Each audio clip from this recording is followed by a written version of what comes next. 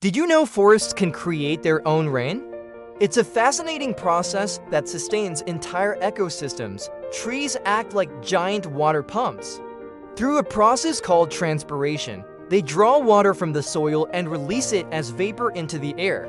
A single large tree can release hundreds of liters of water a day, but that's not all. Trees also release tiny particles that act like seeds for clouds, allowing water vapor to condense around them and form raindrops.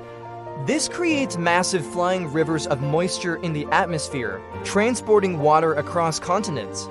So forests aren't just passive bystanders, they are active weather makers. Protecting our forests means protecting our planet's water cycle.